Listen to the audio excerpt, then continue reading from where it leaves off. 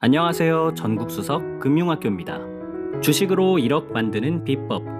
2억을 투자한다. 주식하면 망한다. 니들은 그런 거 하지 마라. 이런 말 많이 들어보셨을 겁니다. 주식이 뭐길래 다들 그러는 걸까요? 이번 영상에서는 주식이란 무엇인지 알아보겠습니다. 주식을 한다라는 것을 풀어서 해석해보면 주식회사가 발행한 주식을 구입한 뒤 내가 산 주식 가격이 오르기를 기다린다 정도로 해석할 수 있습니다. 이게 무슨 말인지 이제 천천히 알아보도록 하겠습니다. 우선 주식회사란 뭘까요? 사업을 처음 시작할 때 회사를 만들려면 돈이 필요합니다. 예를 들어 10명이 100만원씩 모아서 멍멍 주식회사라는 이름의 회사를 만들려고 합니다. 그럼 총 10명 곱하기 100만원 1000만원이 모일 텐데 이렇게 모인 1000만원을 회사의 초기 자본으로 하여 지금 이 순간부터 1000만원으로 멍멍 주식회사를 설립한다 선언을 하면 주식회사가 설립이 됩니다. 이제 이 1000만원은 사람들, 즉 투자자의 돈이 아니라 멍멍 주식회사라는 회사의 돈이 됩니다. 1000만원이 멍멍 주식회사의 자본금이 된 것입니다.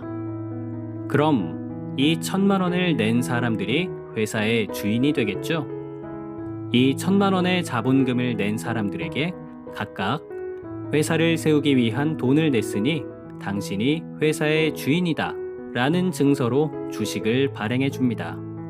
예를 들어 만약 멍멍 주식회사가 주식을 한 주당 5,000원짜리로 발행하기로 정했으면 자본금이 1000만원이므로 한 주당 5,000원짜리 주식을 총 2,000주 발행할 수 있게 됩니다.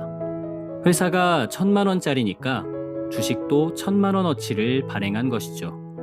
쉽게 생각하면 멍멍 주식회사라는 회사를 2,000조각 내어서 한 조각에 5,000원을 주고 판매한 것입니다. 따라서 100만원을 낸 사람은 5,000원짜리 주식 200주를 받게 되는 것이죠. 회사의 자본금 1000만원 중 100만원, 즉 10%를 냈으므로 회사를 2000조각으로 나눈 것 중 200조각, 즉 10%를 받는 것입니다. 결론적으로 회사의 10%만큼을 가진 주인이 되는 것이죠. 이 한 조각을 주식 한 주라고 하는 것입니다. 이때 주식을 가진 사람을 주주라고 합니다. 주식 10%를 가지고 있으면 회사의 10%만큼 주인이기 때문에 회사의 경영에도 10%만큼 참여할 권리가 있고 회사의 이익을 10%만큼 나눠 가질 권리도 있습니다. 회사의 주주가 되면 주주총회에 참석할 수 있게 됩니다. 주주총회란 말 그대로 주주들이 모여서 회의를 하는 것입니다.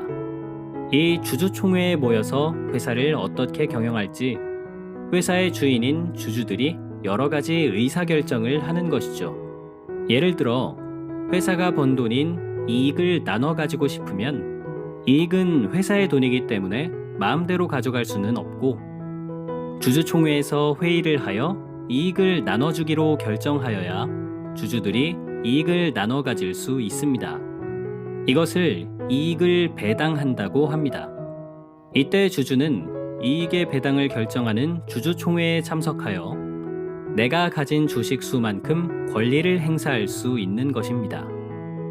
이때 주주총회에 참석한 여러 사람의 의견이 다른 경우 투표를 해서 다수결로 결정하는데 중요한 것은 1인당 한 표를 행사하는 것이 아니라 한 주당 한 표를 행사할 수 있습니다.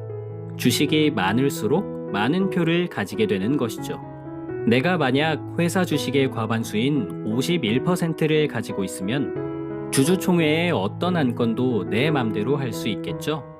따라서 주식을 많이 가지고 있을수록 회사의 경영에 큰 영향을 미칠 수 있는 것입니다. 주식을 가지고 있는 주주라면 이처럼 주주총회를 통해 회사의 의사결정에 참여할 권리가 있기 때문에 이것을 주식의 의결권이라고 합니다.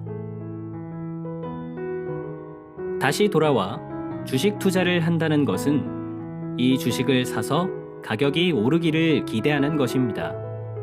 구멍가게로 시작했을 때 회사 한 조각의 가격과 구멍가게가 잘 되어 대기업이 되었을 때 회사 한 조각의 가격은 큰 차이가 나겠죠.